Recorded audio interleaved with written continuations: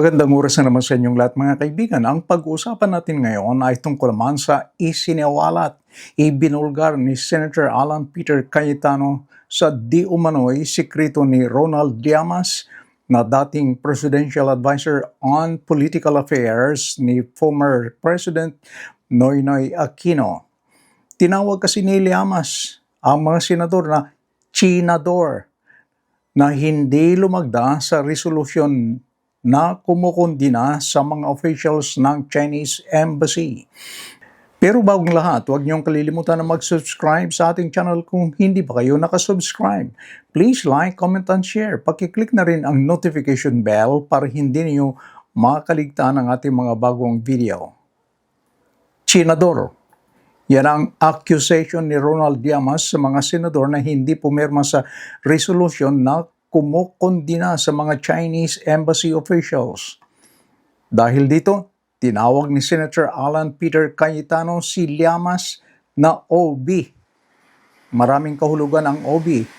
Ang ibig sabihin sa Senado, ayon kay Senator Cayetano, ang OB ay official business. Sa golf naman, yung mga naglalaro ng golf, alam nila na kapag OB, ibig sabihin out of bounds, o ito yung mga area sa labas ng boundary ng golf course.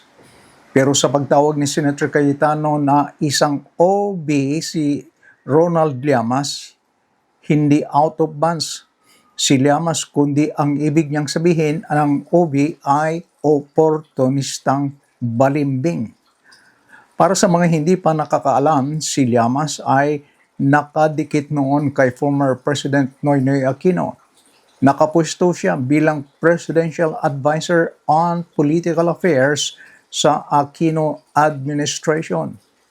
Bakit binansagan ni Senator Cayetano na OB, oportunistang balimbing si Llamas? Pakinggan natin si Senator Alan Peter Cayetano. But there is another kind of OB, yung opportunistang balimbing. No? What do I mean by that? May I ask, Mr. President, honored gentleman, are you familiar with the stand of Secretary Llamas regarding the West Philippine Sea? It's okay if you're not. I'm just wondering if you're familiar. I'm not familiar, Mr. President. Today, he is one of the most ardent voices, the most firm voice about confronting China. At yung hindi mag-confront sa China ay chinador or pro-China. That's a funny thing because before the arbitral ruling was filed, he sought me out. Sabi niya, Alan, mali approach ni Pinoy. Dapat kinakausap ang mga Chinese. Kung gusto mo, iset up ko yung meeting between you and the Chinese ambassador. And he did. And then sabi niya sa akin, Alan, ang Chinese may ibang kultura. Kakausapin mo yan bilateral. Hindi pwedeng multilateral. Isasama natin ang kano, mapapahamak tayo. He told me that. He met me after the meeting with the Chinese ambassador. This was during the time of President Pinoy. I think in the arbitral award, if I'm not mistaken, Senator, you were still in the Senate, no? You were in the cabinet yet, eh? No, I was no longer. You were already, yung award, 2016. no, we filed the award was 2016. 2012 yung standoff eh. Yes. So you were still in the Senate, no? The first 3 years of my third term. Yes. So I was minority leader nun. So by virtue of that, I was in the National Security Council. And Ronald Llamas were looking for anyone and everyone who would listen to him to talk to whoever to convince President Pinoy not to file the arbitral case, not to go and to have bilateral talks. Totoo kaya itong ibinulgar ni Senator Cayetano na itong si Ronald Llamas ay gumawa ng paraan para kumbinsihin si former President Noynoy Aquino na huwag ituloy ang pagsampa ng kaso sa tribunal? Naghanap daw kasi ng kakampi si Llamas at the time. Kung totoo nga itong ibinulgar ni Senator Cayetano Callamas, may katwiran siya na tawagin siyang oportunistang balimbing dahil iba ang kanyang stand noon kaysa sa stand niya ngayon. Pero may buwelta naman si Ronald Llamas kay Senator Cayetano. Sa panayam sa kanya ng 1PH, itinanggi ni Ronald Llamas ang paratang ni Senator Alan Cayetano na siya ay OB, oportunistang balimbing.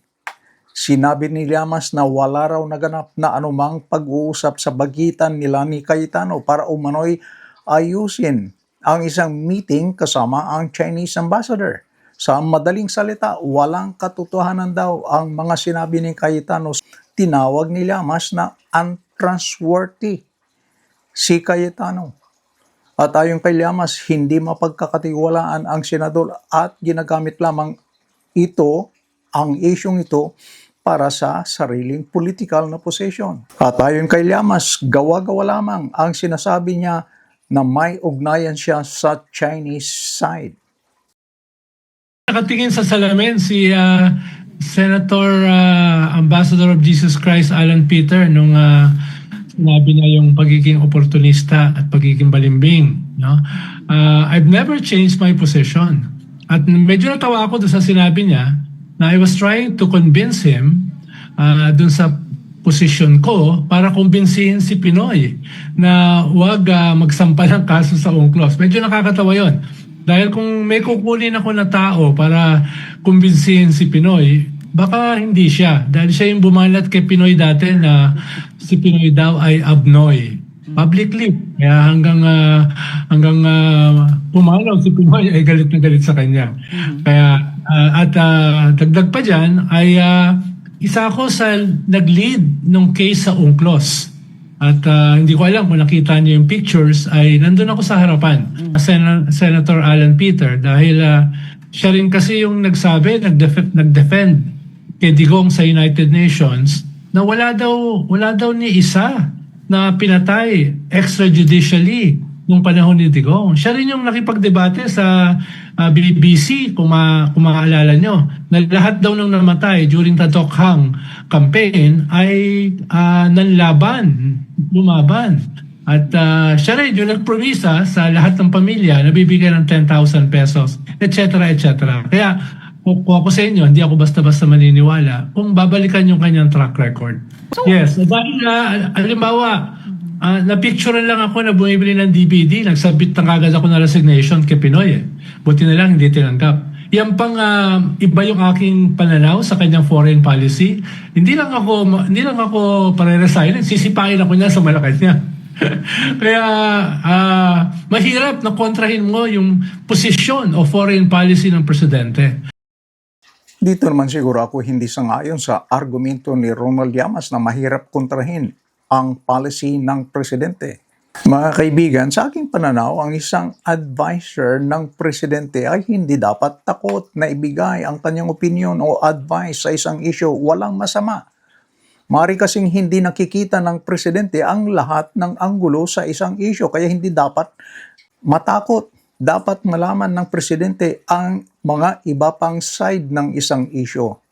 Anyway, ang presidente pa rin ang ultimate na mag-decide kung ano ang dapat o mas appropriate na lunas sa isang issue, sa isang problem. Kaya nga tinawag na advisor.